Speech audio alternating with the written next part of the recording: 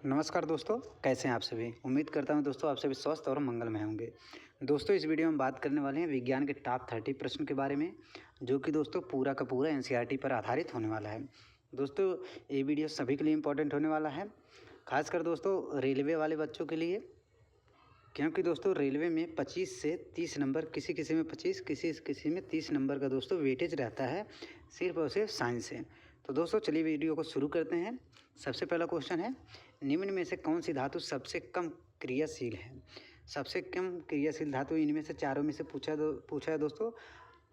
तो इसका आंसर हो जाएगा दोस्तों लेड। लेड मतलब दोस्तों कांच। ऑप्शन नंबर ए सही हो जाएगा दोस्तों लेड। अगर इसमें दोस्तों को अगर देखा जाए सबसे ज़्यादा कौन सा है, तो हो जाएगा मैग्नीशियम। सबसे इन चारों में सबसे ज़्यादा है मैग्नीशियम, सबसे ज़्यादा है। अगर दोस्तों सबसे ज़्यादा अगर पूछे कौन सा तत्व तो क्रियाशील होता है, तो हो जाएगा पोटेशियम सबसे ज़्यादा। पोटेशियम के बाद हो जाता है सोडियम दोस्तों, सोडियम के बाद हो जाता है कैल्शियम, कैल्शियम के बाद हो जाता है दोस्तों मैग्नीशियम, याद रखिएगा। ये चारों बहुत ज़्यादा रिएक्टिविटी शो करते हैं। और सबसे कम क्रियाशील धातु होता है दोस्तों सोना।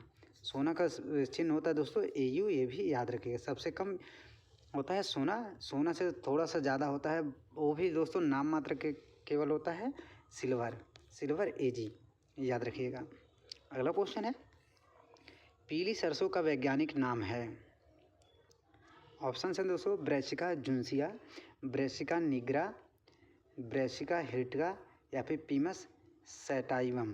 पीमस सैटाइवम ये सभी के सभी दोस्तों वैज्ञानिक नाम है। इसमें पूछा गया दोस्तों पीली सरसों का वैज्ञानिक नाम क्या है।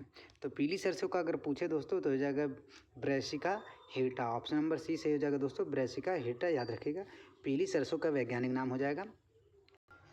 और दोस्तों पीमस सैटाइवम ये हो जाएगा, पीमस सैटाइवम ये जो हो जाएगा दोस्तों मटर का वैज्ञानिक नाम। मटर का वैज्ञानिक नाम अगर पूछे दोस्तों तो पीमस सैटाइवम, पीमस सैटाइवम, याद रखिएगा। भूरी सरसों का अगर पूछे वैज्ञानिक नाम तो ब्रैसिका जुन्सिया हो जाएगा भूरी सरसों का, याद रखिएगा। भूरी सरसों का ब्रैसिका जुन्सिया। मटर का वैज्ञानिक नाम पूछे तो पीमस सैटाइवम, याद रखिएगा। अगला क्वेश्चन है, फेनोप्थलीन के संबंध में कौन सा कथन सत्य है। फेनोप्थलीन के संबंध में कौन सा कथन सत्य है, बहुत इंपॉर्टेंट क्वेश्चन है दोस्तों। फेनोप्थलीन दोस्तों जब अम्लीय विलयन में मिलाया जाता है तो ये रंगहीन हो जाता है।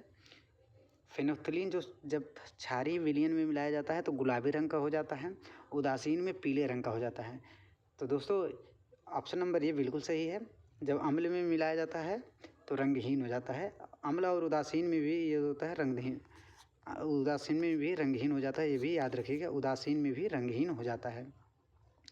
क्षारीय विलयन में गुलाबी हो जाता है, ये भी बिल्कुल सही है। तो इसका आंसर हो जाएगा ऑप्शन ए तथा बी दोनों सही। ऑप्शन ए तथा बी दोनों सही।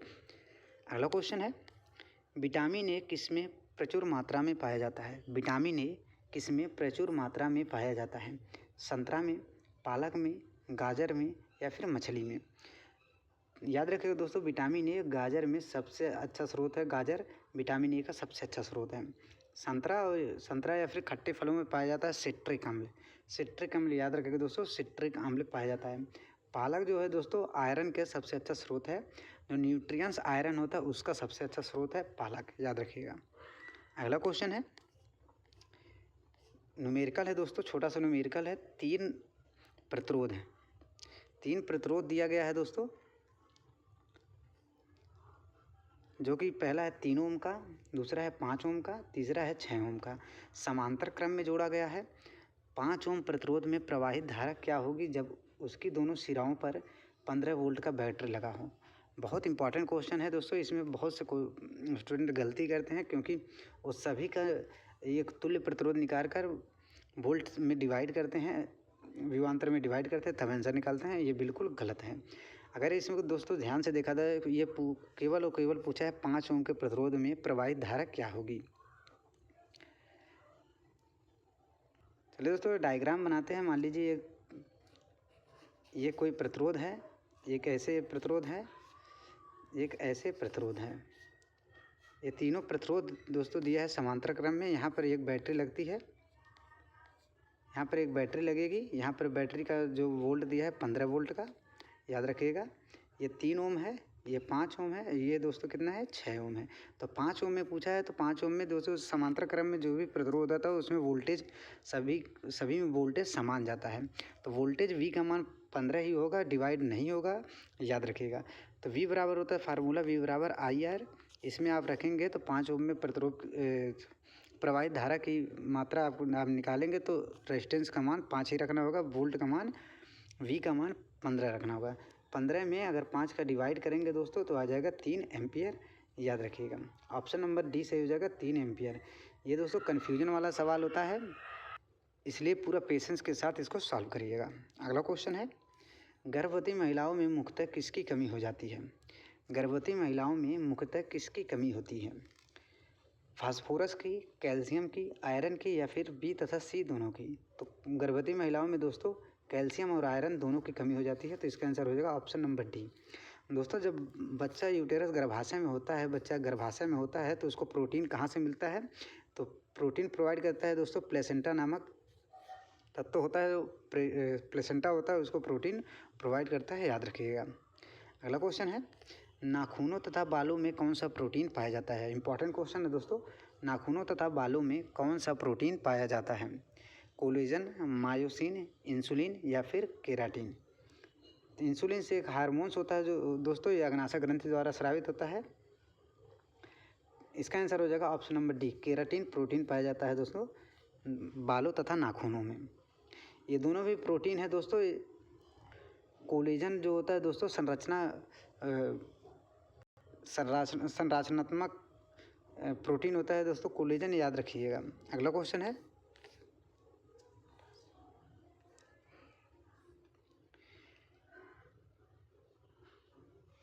यदि कोई कार 50 न्यूटन की बल से 150 मीटर तक चलती है, 50 न्यूटन की बल से 150 मीटर तक चलती है, तो कार द्वारा किए गए कार्य की गणना कीजिए। बहुत इंपॉर्टेंट क्वेश्चन है दोस्तों।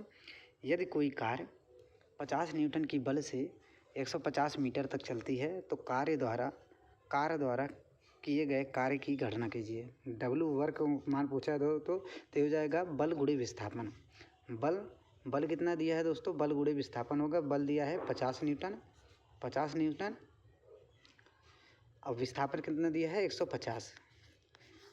सूत्र जो होता है दोस्तों किया गया कार्य बल गुणे विस्थापन होता है, किया गया कार्य का सूत्र होता है बल गुणे विस्थापन, याद रखिएगा। तो इसको आप मल्टीप्लाई करेंगे दोस्तों तो ये हो जाएगा 7500, 7500 जूल हो जाएगा।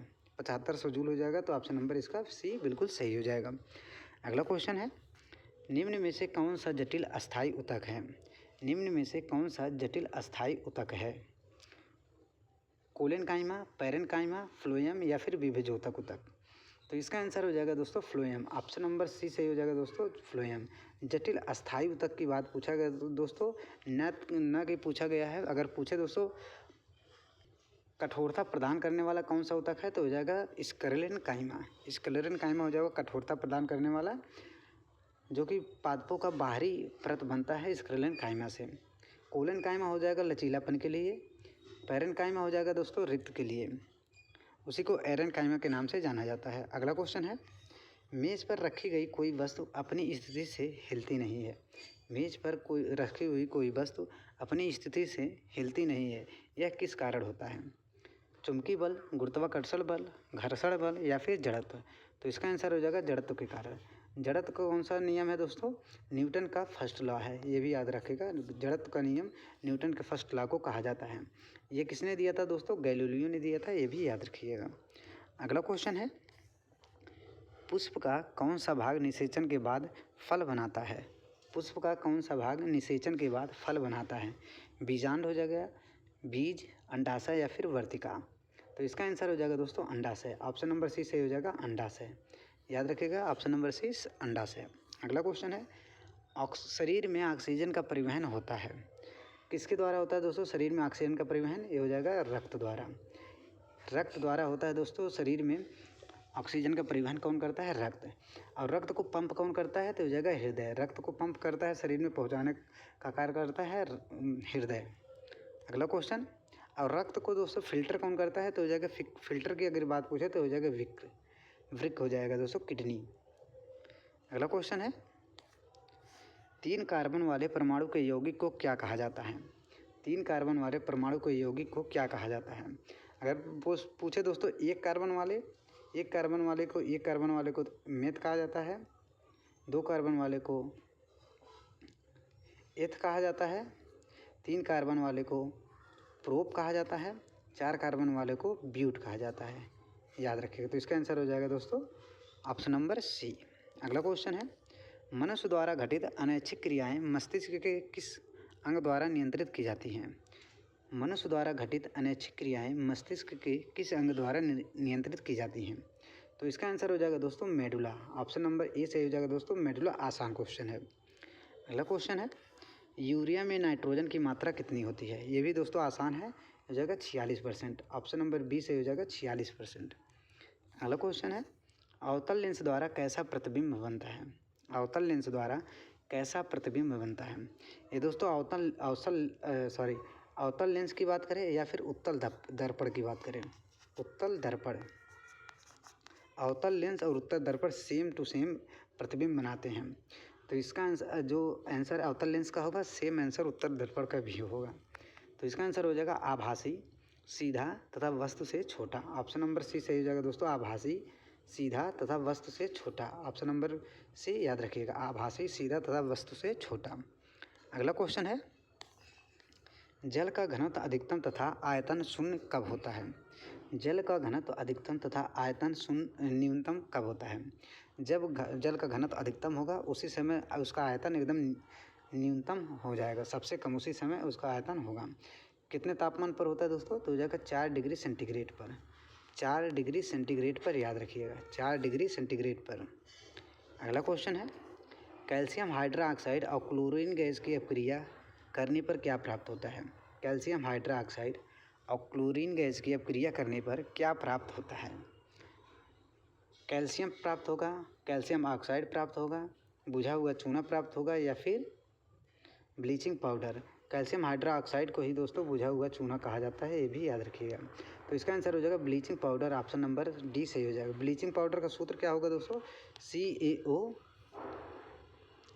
CaOCl2 याद रखिएगा, CaOCl2। अगला क्वेश्चन है, उसका सूत्र दोस्तों याद रखिएगा तो फिर से CaOCl इसका होल ट्वाइस होता है, CaOCl का होल ट्वाइस न्यू एनसीईआरटी के आधार पर होता है। अगला क्वेश्चन है, कैल्शियम में इलेक्ट्रॉनों की संख्या कितनी होती है?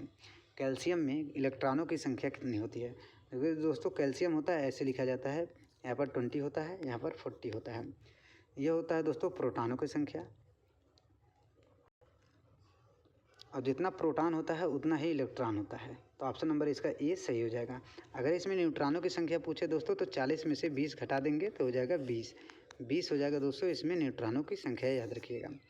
न्यूट्रॉन प्लस प्रोटॉन मिलके द्रव्यमान संख्या बनाते हैं। अगला क्वेश्चन है, फलों का अध्ययन क्या कहलाता है? फलों का अध्ययन क्या कहलाता है?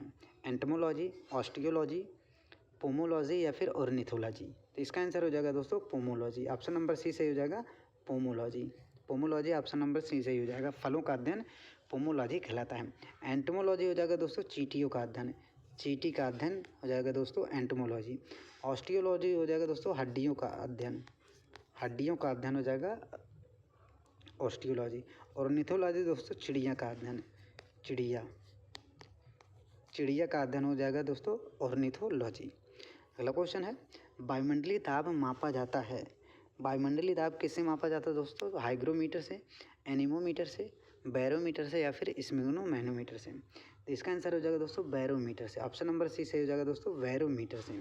अगर दोस्तों बैरोमीटर के पारे का अचानक से गिर रहा है, अचानक से गिरना क्या दर्शाता है दोस्तों? अचानक से गिरना आंधी तूफान आने का संकेत होता है दोस्तों। बैरोमीटर का जो नीडल होता है अचानक से नीचे 12 होता है और अचानक से नीचे गिरने लगता है। अगला क्वेश्चन है, निम्न में से लिग्निफाइड ऊतक किसे कहा जाता है? निम्न में से लिग्निफाइड ऊतक किसे कहा जाता है? इसका आंसर हो जाएगा दोस्तों स्क्रेलिन काइमा को।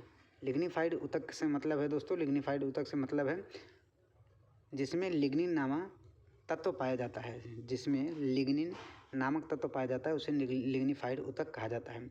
स्क्लेरल कायमा इसका आंसर हो जाएगा। स्क्लेरल कायमा का मेन काम होता है दोस्तों हार्डनेस प्रोवाइड करना, हार्डनेस प्रोवाइड करना। अब इसका जो सेल होता है दोस्तों, इसका जो ऊतक होता है वो हमेशा डेड, मतलब लगभग ऑलमोस्ट डेड सेल होता है, डेड सेल होता है, ये भी याद रखिएगा। स्क्लेरल कायमा का ऊतक मृत ऊतक होता है। अगला क्वेश्चन, तारे क्यों टिमटिमाते हैं? आसान क्वेश्चन है दोस्तों, लेकिन उतना ही कन्फ्यूजिंग क्वेश्चन है। तारे क्यों टिमटिमाते हैं? लोग दोस्तों प्रकीर्णन के कारण लगा देते हैं तो ये आंसर गलत हो जाता है। अब इसका आंसर हो जाएगा अपवर्तन के कारण। अपवर्तन के कारण दोस्तों तारे टिमटिमाते हैं, प्रकाश के अपवर्तन के कारण। अगला क्वेश्चन है, वृद्धि हार्मोन शरीर में कहाँ से निकलता है? वृद्धि हार्मोन शरीर में कहाँ से निकलता है? तो इसका आंसर हो जाएगा दोस्तों पिट्यूटरी ग्रंथि से। ऑप्शन नंबर बी सही हो जाएगा दोस्तों, पिट्यूटरी ग्रंथि से। अगला क्वेश्चन है, तत्व का सबसे छोटा भाग कहलाता है? तत्व का सबसे छोटा भाग क्या कहलाता है दोस्तों? अणु। यौगिक नहीं होगा दोस्तों, क्योंकि दो से अधिक तत्व मिलकर यौगिक बनाते हैं। परमाणु या फिर नाभिक। तो इसका आंसर हो जाएगा दोस्तों ऑप्शन नंबर सी, परमाणु। ऑप्शन नंबर सी से हो जाएगा दोस्तों परमाणु। अगला क्वेश्चन है, पराबैंगनी किरणों की खोज किसने किया था? पराबैंगनी किरणों की खोज किसने किया था? तो इसका आंसर हो जाएगा दोस्तों रिटर ने। ऑप्शन नंबर बी सही हो जाएगा दोस्तों रिटर ने। ऑप्शन नंबर बी सही हो जाएगा रिटर ने। अगला क्वेश्चन है, एनोडाइजिंग प्रक्रिया में किस अम्ल का प्रयोग किया जाता है? एनोडाइजिंग प्रक्रिया क्या होता है दोस्तों? एनोडाइजिंग प्रक्रिया क्या होता है? जिसमें दोस्तों एल्युमिनियम में मोटा परत का अयस्क चढ़ाया जाता है, मोटे परत का अयस्क चढ़ाया जाता है ताकि एल्युमिनियम का भक्षण या फिर उसका क्रोजिव मटेरियल उस पर ना लगे, उसको बोला जाता है एनोडाइजिंग प्रक्रिया। इसमें कौन सा अम्ल होता है दोस्तों? तो हो जाएगा सांद्र सल्फ्यूरिक अम्ल। ऑप्शन नंबर ए सही हो जाएगा दोस्तों सांद्र सल्फ्यूरिक अम्ल। उसका आंसर हो जाएगा सांद्र सल्फ्यूरिक अम्ल। ऑप्शन नंबर ए सही हो जाएगा, एनोडाइजिंग प्रक्रिया में मिलाया जाता है। अगला क्वेश्चन है, जल पर उगने वाले पौधों में अधिक मात्रा में रिक्त स्थान होते हैं। जल पर जो पौधे होते हैं जैसे दोस्तों जलकुंभी कहा जाता है, उसमें अधिक मात्रा में रिक्त स्थान होते हैं। रिक्त स्थान होता है तभी दोस्तों जल के ऊपर वो उसका घनत्व कम होने के कारण वो जल के ऊपर तैरते हैं, डूबते नहीं हैं। इनमें कौन सा ऊतक होता है? इनमें कौन सा ऊतक पाया जाता है दोस्तों? कोलेनकाइमा, पैरेनकाइमा, स्क्लेरेनकाइमा या फिर एरेनकाइमा। तो अभी हमने बताया दोस्तों पैरेनकाइमा में सबसे ज़्यादा रिक्त स्थान पाया जाता है। उस ऊतक को क्या कहा जाता है? उसको बोला जाता है दोस्तों एरेनकाइमा। एरेनकाइमा अगर डिटेल में देखा जाए तो एरेनकाइमा उसको बोला जाता है। ऑप्शन नंबर डी याद रखिएगा। अगला क्वेश्चन है, निम्न में से किस जीव में बाह्य निषेचन प्रक्रिया होता है? निम्न में से किस जीव में बाह्य निषेचन प्रक्रिया होता है? ये दोस्तों बहुत बार रिपीट क्वेश्चन पूछा जाता है, रिपीटेड क्वेश्चन है, हर बार रेलवे द्वारा रिपीटेड किया जाता है। तो इसका आंसर हो जाएगा दोस्तों मेढक। मेढक में दोस्तों बाह्य निषेचन प्रक्रिया होता है, याद रखिएगा मेढक। अगला क्वेश्चन है, निम्न में से कौन सा कोलाइड विलयन है? निम्न में से कौन सा कोलाइड विलयन है? दोस्तों विलयन दो प्रकार का होता है, समांगी और विषमांगी। तो समांगी विलयन हो जाएगा हवा। दोस्तों कैसा है? समांगी विलयन है। हवा समांगी विलयन है। हवा कैसा है दोस्तों? हवा समांगी विलयन है, हवा समांगी है। जल में नमक का घुलना ये भी समांगी विलयन है। जल में चीनी का घुलना ये भी समांगी विलयन है। तो कोलाइडल विलयन का मान है हो जाएगा, आंसर हो जाएगा दोस्तों दूध। दूध में दोस्तों फैट भी होता है, वसा भी होता है, प्रोटीन भी होता है, विटामिन भी होता है, इसलिए इसको कोलाइड विलयन का नाम दिया जाता है। अगला क्वेश्चन है, कार्टिलेज शरीर में कहाँ पाया जाता है? कार्टिलेज शरीर में कहाँ पाया जाता है? कार्टिलेज एक तरह से हड्डी का काम करता है दोस्तों, जॉइंट का भी काम करता है। शरीर में कहाँ पाया जाता है? कान में, नाक में, हड्डियों के सिरों पर या फिर इन सभी में? तो इसका आंसर हो जाएगा दोस्तों इन सभी में। कार्टिलेज इन सभी में पाया जाता है, ये भी याद रखिए। हड्डियों को हड्डियों से जोड़ने वाले क्या कहलाता है? हड्डियों को हड्डी से जोड़ने वाला क्या कहलाता है? लिगामेंट। ये भी याद रखिएगा। अगला क्वेश्चन है, आज का आखिरी क्वेश्चन है दोस्तों, निम्न में से यूकैरियोटिक कोशिका में कौन सा कोशिकांग झिल्ली से घिरा नहीं होता? निम्न में से यूकैरियोटिक कोशिका में कौन सा कोशिकांग झिल्ली से घिरा नहीं होता है? तो इसका आंसर हो जाएगा दोस्तों ribosome. Ribosome option number D से हो जाएगा दोस्तों राइबोसोम। कोशिका के अंदर दोस्तों कोशिकांग होता है जिसमें दोस्तों माइटोकॉन्ड्रिया पाया जाता है। वो दोस्तों डबल झिल्ली से घिरा होता है। एंडोप्लाज्मिक रेटिकुलम होता है, वो भी झिल्ली से होता है, घिरा होता है। गोल्जी का होता है तो दोस्तों वो भी झिल्ली से घिरा होता है। राइबोसोम केवल होता है जो कि झिल्ली से घिरा नहीं होता है। दोस्तों बस आज के लिए इतना ही। उम्मीद करता हूँ दोस्तों वीडियो पसंद आया तो दोस्तों चैनल को सब्सक्राइब कीजिएगा, वीडियो को लाइक ज़रूर कर लीजिएगा। धन्यवाद।